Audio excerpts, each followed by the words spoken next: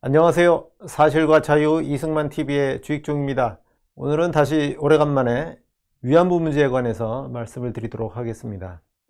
오늘 말씀의 제목은 정대협 증언록으로 본 위안부의 경로입니다. 제가 전에 재판 기록으로 본 조선 내 작부 창기의 경로 이 말씀을 드렸는데, 이번에는 정대협이 주관해서 발간한 위안부의 증언록을 통해서 본 위안부의 경로, 여기 대해서 말씀드리겠습니다. 위안부가 되는 경로에 관한 통설은 정대협 등이 발간한 원 위안부의 증언록을 통해서 알려졌습니다. 대표적인 위안부 연구자인 전 서울대 정진성 교수라든가 또 강정숙 박사 이런 사람들이 위안부의 경로를 집계한 게 있는데요. 오늘 저는 강정숙 씨의 집계 결과를 소개해 드리도록 하겠습니다. 증언록을 분석한 결과 위안부가 되는 경로에는 크게 4가지가 있습니다. 하나가 취업사기, 또 하나가 협박, 폭력, 납치, 이른바 강제 연행에 해당되는 거죠. 그 다음에 인신매매가 있고요. 또 유괴가 있습니다. 그리고 기타 경로가 있고요.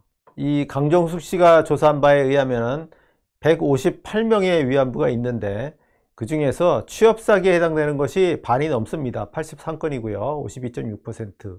그 다음이 협박, 폭력, 납치인데 36건 해서 한 23% 정도 되고요. 나머지는 비중이 작아요. 인신매매가 한 10% 좀 넘고, 유괴는 아주 적게 나타납니다.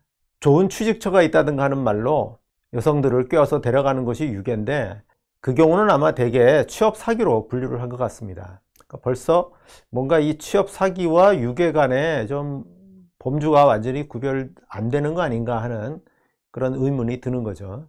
어쨌든 기존 통설에 의하면은 취업 사기가 한 절반이고, 그 다음에 강제 폭력이 그 다음으로서 한 4분의 1 가까이 된다 하는 게 위안부 증언록에서 나타난 위안부의 경로입니다. 그런데 이 통설에는 상당한 문제점이 있습니다. 하나는 범죄를 통해서 위안부가 만들어진 것으로 본다 하는 겁니다. 앞서 본 위안부의 경로로 취업 사기라든가 협박, 폭력, 납치, 그 다음에 인신매매, 유괴, 이런 것들이 위안부의 경로로서 항목 설정이 되어 있는데, 어떻습니까? 다 범죄죠. 사기도 범죄고 인신매매도 범죄고 유괴도 범죄 아니겠습니까? 폭력, 납치는 당연히 범죄고요. 이런 항목 설정 자체는 위안부란 것은 범죄를 통해서 만들어지는 것이다 라는 의도적인 범죄와 프레임을 담고 있다, 우선은 그렇게 지적을 해야 될 것 같고요. 더 근본적인 문제는 경로 항목의 설정이 잘못되어 있어요. 취업사기나 인신매매, 유괴, 폭력, 납치 이런 것들이 서로 다른 범죄여야 되는데 사실상 겹칩니다. 여러분들 괴로운 시간일 수도 있었겠지만 중학교나 고등학교 때 수학에서 집합을 배웠잖아요. 인신매매라고 하는 카테고리, 범주가 있어요. 취업사기라고 하는 카테고리가 있고 유괴라는 카테고리가 있는데, 이것들이 어느 하나는 다른 하나에 완전히 포함이 되고, 말하자면 부분집합 같은 거죠. 그리고 어떤 두 개는 그 사이에 공통되는 부분, 즉 교집합이 있어요. 바로 B와 같은 겁니다. 이렇게 취업사기나 인신매매, 유괴, 폭력, 납치 등이 상당히 겹친다 하는 겁니다. 먼저 A 부분을 좀 볼까요? A는 인신매매이되 취업사기는 아닌 거다, 이런 얘기예요. 어떤 걸까요? 부모가 딸을 파는데 위안부로 가는 거를 알고 파는 겁니다. 그럼 사기는 아니잖아요. 위안부로 가는 거를 알고서 딸을 넘겨준 거니까 사기는 아닌 겁니다. 이게 요 A 부분입니다. 그러니까 인신매매 전체에서 요 겹치는 B 부분을 뺀 나머지 이 부분이 A예요. A는 부모가 딸이 위안부로 가는 것을 알면서도 딸을 팔아먹은 거, 이것입니다. 그렇다면 B는 뭘까요? 인신매매인데 동시에 취업사기인 거. 위안부로 가는 줄 모르면서 돈을 받고 딸을 넘겨주는 거죠. 어떤 경우에 해당이 될까요? 지난번에 하윤명 사건을 봤는데, 물론 하윤명 사건에서는 약간의 돈, 정말 일반적인 작부 창기가 받는 전차금 규모가 아니라 극히 소액의 돈만 받고 딸을 수양료로 넘겨줬습니다. 그냥 좋은 곳에 취직시켜준다는 이야기를 듣고 딸을 넘겨줬어요. 바로 하윤명 사건과 같은 경우가 이 B에 해당이 되는 겁니다. 속아서 돈을 받고 딸을 넘겨주는 것, 이것이에요. C는 뭘까요? 취업사기이되 인신매매는 아니고 유괴도 아닌 경우. 유괴라는 게 속여서 꼬여서 데려가는 겁니다. 그러니까 어떤 여성에게 일 편하게 하면서 돈을 잘 벌 수 있는 좋은 일이 있다, 이런 식으로 속여서 데려가는 거죠. 이 경우에 부모의 동의를 받지 않고 데려가는 거예요. 그래서 유괴인 겁니다. 여성 본인만 속여서 데려가는 거, 이게 유괴고, 그렇다면 C는 부모를 속이는 거예요. 부모에게 좋은 일자리가 있다 이런 식으로 속여서 딸을 취직처로 데려가는데, 인신매매식으로 수양료로 데려간다든가 하는 것은 아니고 단순히 취직처가 있다는 식으로 해서 데려가는 겁니다. 이 경우에는 돈도 상당히 적게 주겠죠. 이 그림에서는 폭력 납치가 따로 그려져 있지 않은데요, 예를 들어서 여성을 유괴해서 데려갔는데 일본으로 간다고 해놓고 일본으로 안 가고 이상하게 기차를 타고 계속 갑니다. 일본으로 가려면 배를 타고 가야 되는데, 그래서 여성이 일본으로 가는 게 아니지 않느냐 하면서 항의를 하니까 그 다음에 폭력을 행사해서 여성을 감금을 하는 거죠. 이렇게 되면 유괴가 곧 폭력과 납치로 연결이 됩니다. 이처럼 기존의 위안부의 경로로서 제시된 항목들은 서로 겹쳐요. 해당 위안부 여성은 이 중에서 자신에게 인상적인 부분만 이야기를 하는 겁니다. 폭력을 크게 기억하는 사람은 자기가 폭력, 납치에 의해서 위안부가 됐다고 증언을 하는 거고, 실제로는 팔렸지만 취업사기 당한 부분만 얘기를 할 수도 있는 거고요. 그래서 기존 통설의 위안부 경로는 사실 정확하지 않다 말씀드릴 수 있겠습니다. 제가 지난번에 일제말 재판 기록으로 본 조선 내 작부 창기가 되는 경로, 이걸 말씀드린 적이 있는데, 저는 이 경로를 위안부의 경로로서 그대로 봐도 된다, 그렇게 보는 것이 적절하다 생각을 합니다. 그렇게 되면 지금 이 표에서 보시는 것처럼 친권자에 의한 위안부 계약이든 여성 자신의 위안부 계약이든 당사자 혹은 친권자의 동의로 위안부가 되는 것, 그걸 위안부 계약으로 볼 수가 있고요.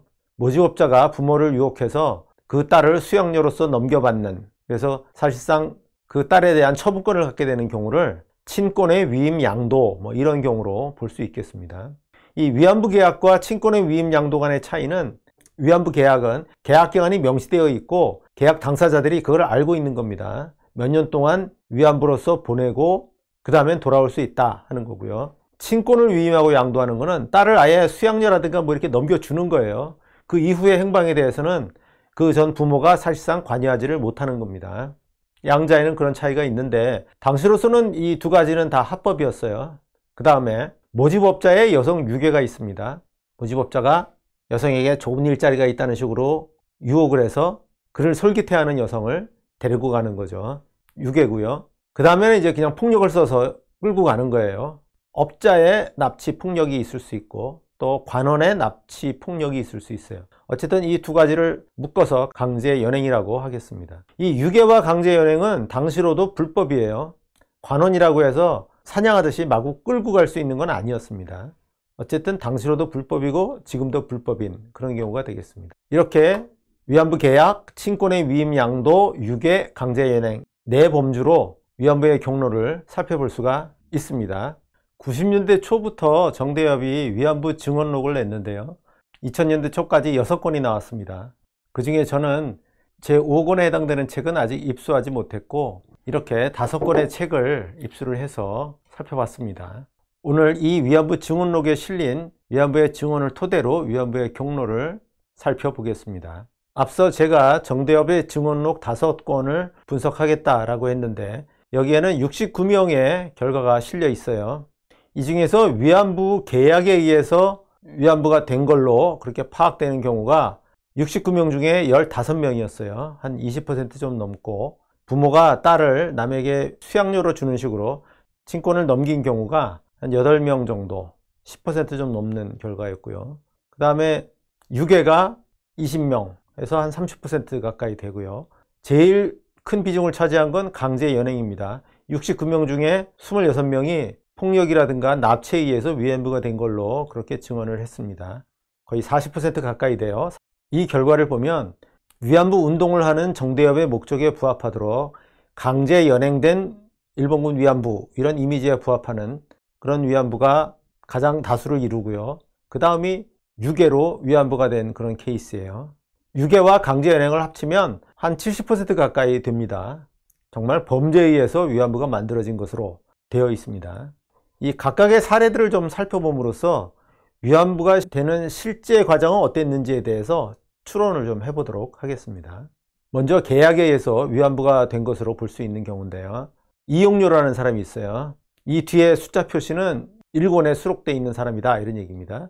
여기 김복동이라는 사람, 유명한 위안부죠. 이 사람은 제2권에 수록되어 있다, 이런 뜻입니다.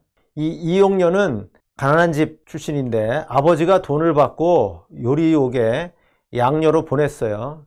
1년 계약을 했다 그럽니다. 그래서 1년 동안 일을 하면 매달 당초에 받은 돈을 이렇게 까나간다 그럴까요? 그렇게 해서 1년이 지나면은 이제 채무가 다 청산이 되는 이런 계약이었다고 하고요. 그런데 1년쯤 됐던 1942년에 이 요리옥의 주인이 일본에서 그 돈 많이 버는 좋은 곳이 있는데 가지 않겠냐라고 해서 본인은 잘 먹고 잘 입고 돈 벌자 이런 생각에 수락을 했다고 합니다. 이 증언록을 보면 위안부로 떠나던 날 남산 아래 명동의 청요리집에 집합을 해서 거기서 식사를 하고 그리고 출발을 했다고 합니다. 그런데 이 이용료는 동네 친구들도 데리고 갔다고 하는 거고요. 알고 봤더니 부산까지 기차를 타고 가서 거기서 배를 타고 버마의 랭군으로 갔다 하는 겁니다. 그 유명한 위안부 문옥주 씨가 갔던 1942년에 버마행 위안단이 되겠습니다. 이 위안부 증언록에는 요리옥 주인이 제안을 했고 본인이 수락한 걸로 되어 있습니다만은 부모가 동의를 한 것으로 판단이 됩니다. 그 증언록에는 이 남산 아래 명동의 청요리집에 갈 때 부모와 함께 갔다고 하는 그런 기술이 있습니다. 그러니까 부모도 이제 딸이 새로운 곳으로 떠난다는 것을 알고 있었고 아마 부모에게 상당한 전차금이 전해졌을 겁니다. 그렇게 좋은 곳이라고 해서 동네 친구들까지 꾀해서 같이 데려갔다고 하는 거고요. 박순애라고 하는 사람은 16살 때 결혼을 했는데 너무 가난한 집이라서 도망을 갔고 그랬다가 18살 때 어떤 다른 사람의 후처로 갔다고 하는 겁니다. 그런데 그 남편에게 의처증이 있었고 이 남편이 20살 때 자신을 소개소에 팔아 넘겼다고 합니다. 이 소개소에서 자신은 병원 근무에 위문단 모집 소문을 듣고 응모를 해서 필리핀의 라바울이라는 곳으로 갔다라고 증언했습니다. 병원에 근무하는 위문단의 모집에 응모를 했다고 하는 점에서는 뭔가 취업 사기 아니냐 이렇게 볼 수도 있겠습니다만은 이 박순애에 대한 친권을 갖고 있는 남편이 소개소에 팔아 넘긴 거예요. 소개소에 말하자면 이 박순애에 대한 처분권을 넘긴 겁니다. 그래서 이거는 친권자의 동의에 의한 위안부 계약이다 이렇게 볼 수 있는 거고요. 그 다음에 김복동이라는 사람은 동네의 구장과 반장이 어떤 국민복을 입은 일본인과 함께 집으로 찾아왔고 그러면서 일본 공장에서 일할 것이라면서 어머니에게 서류에 도장을 찍으라고 해서 한동안 옥신각신 실랑이가 있었고 그랬다가 자신을 끌고 갔다 하는 겁니다. 부산 시모노세키를 거쳐서 대만으로 갔고 거기서 다시 중국의 저 남부 광둥으로 갔다 하는 거예요. 아마도 동네 구장이 이 엄마를 설득하는 역할을 한 것 같고 엄마는 어쨌든 딸에 대해서 그 서류에 도장을 찍어준 겁니다. 자발적인 동의에 의한 위안부 계약이다 이렇게 볼 수 있는 거고요. 최정래라고 하는 사람은 가난해서 남의 집 식모살이를 하고 있었는데 14살이던 1942년에 어떤 남자가 어머니에게 딸을 공장에 보내라고 권유를 했고 그 말을 듣고 자신이 떠나게 됐는데 자신이 떠날 때 어머니가 어디에다가 도장을 찍는 듯 하였다라고 그렇게 썼습니다. 이 경우도 어머니가 딸을 남에게 넘겨주면서 도장을 찍어서 동의하는 행위를 했음을 알 수가 있습니다.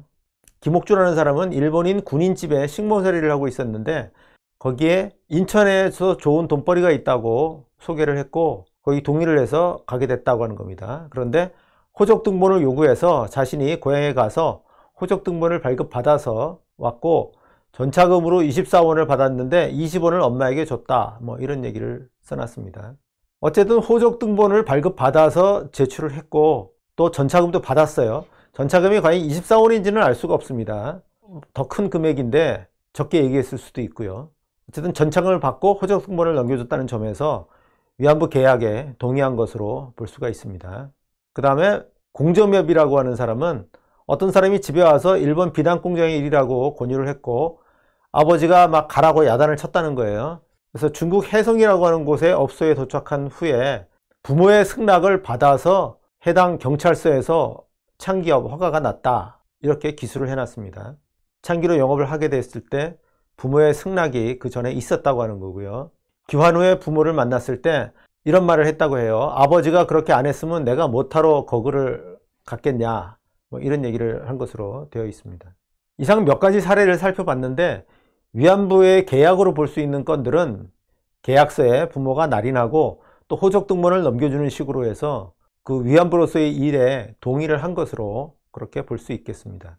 그 다음에 친권을 위임한 것으로 볼 수 있는 그런 케이스입니다. 흔히 수양녀가 되는 그런 케이스인데요. 대표적인 사람이 김학순입니다. 제1호 위안부 커밍아웃 한 사람이죠. 이 김학순은 아버지가 일찍 죽고 엄마가 재혼 후에 이 의붓 아버지와 엄마로부터 상당한 구박을 받고 살았어요.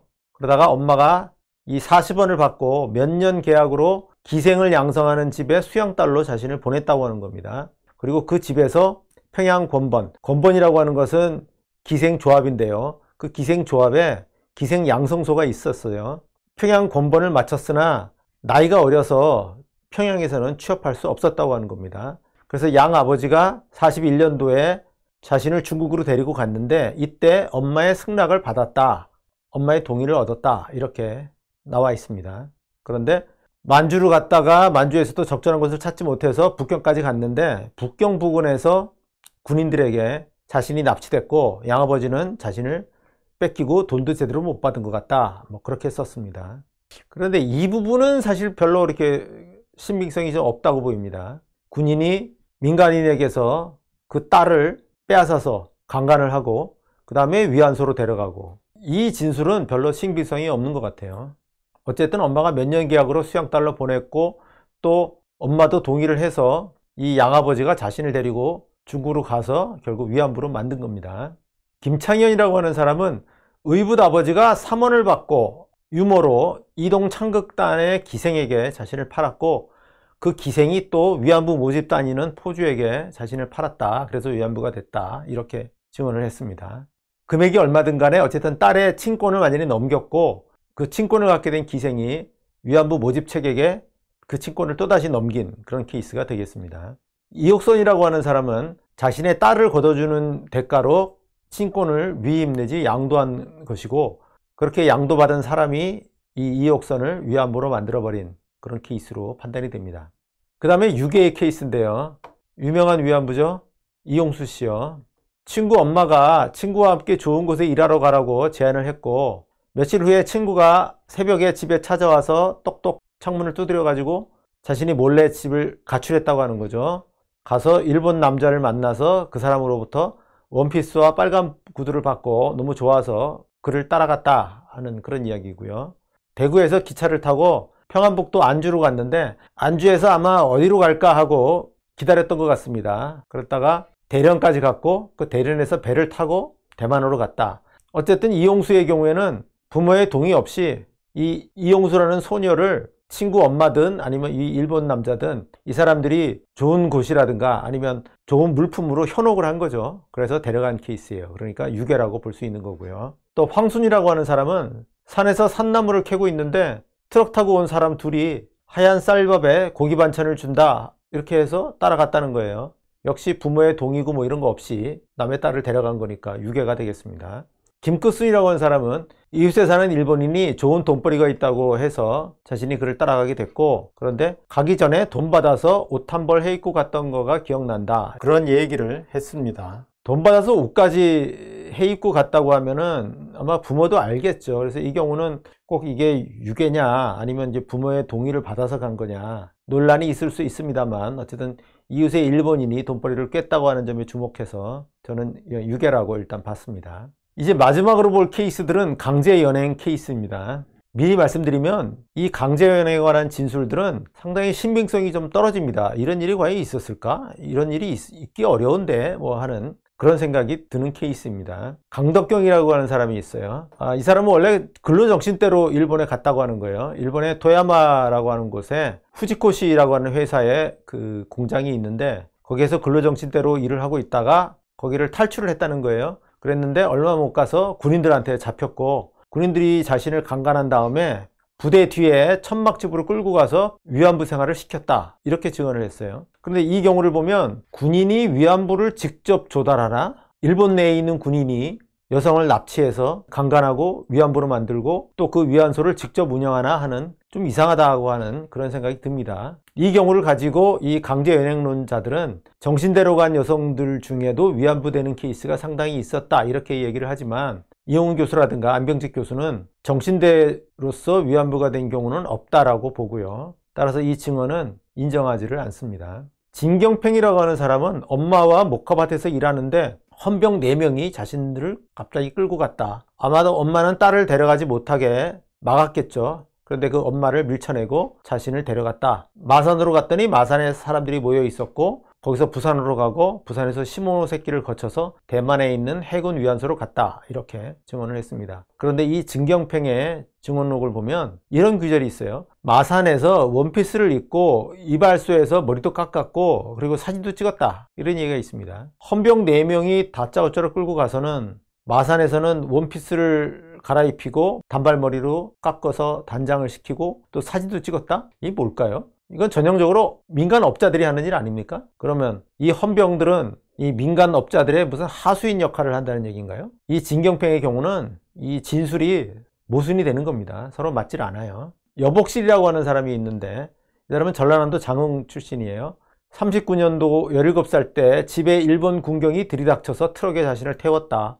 당시 순사와 군인들이 집집마다 뒤져서 여자들을 찾아내고 있었고 아버지와 여동생이 애원했으나 소용이 없었다. 자신이 트럭을 타고 가는데 나주와 영산포에서도 길 가는 처녀들을 닥치는 대로 붙잡아서 실었다. 그리고는 이 여성들을 모아서는 기차 화물칸에 태웠고 북중국의 천진으로 갔다는 겁니다. 그리고 군인이 다 이 과정을 주도를 했고 점령지에 비게 된 중국인 집에 자신들을 수용했다. 이렇게 썼습니다. 뭐 집에 군경이 들이닥쳐서 또는 길거리에서 보이는 여자들을 다짜고짜 차에 태워서 납치했다고 하는 것은 거짓말로 판명이 된 요시다 세이지의 증언하고 똑같은 방식이죠. 역시 신빙성이 없고요. 그 다음에 이 여복실에 관한 경우에서도 업주에 관한 이야기가 전혀 없어요. 다 일본 군인이 한 것으로 그렇게 되어 있습니다. 제가 이 여복실이라는 사람을 인터뷰를 했다면 업주는 어떻게 되느냐고 아마 물어봤을 거예요. 그런데 그런 부분들이 체크 없이 일본 군인이 여성을 납치하고 위안부 생활을 강요한 것으로 해 놓았습니다. 김문래라고 하는 사람은 17살이던 1942년에 순사가 일본 방직 공장에 가라고 협박을 했고 집에서 자신을 끌고 갔다. 온 가족이 눈물바다가 됐다. 그리고는 이 순사가 자신을 어떤 여자에게 넘겼고 상해를 거쳐서 남경으로 갔다. 이렇게 증언을 했습니다. 이 경우는 이 순사가 위안소 포주의 하수인 역할을 하는 거죠. 글쎄요, 개별 경찰이 일탈행위 또는 범죄행위, 부정행위를 저지를 수는 있는데 그렇다고 해서 국가 정책으로 이 순사가 무슨 위안소 포주의 하수인 역할을 하도록 되어 있던 건 아닙니다. 그거는 상상할 수가 없어요.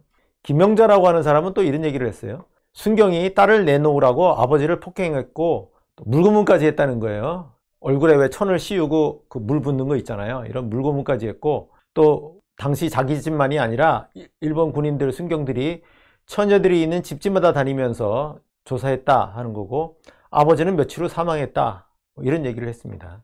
이렇게만 쓰여 있으니까 뭐 달리 이거를 아니라고 명백하게 부정할 수는 없지만 과연 이런 일이 있었을까 정말 상상할 수가 없습니다.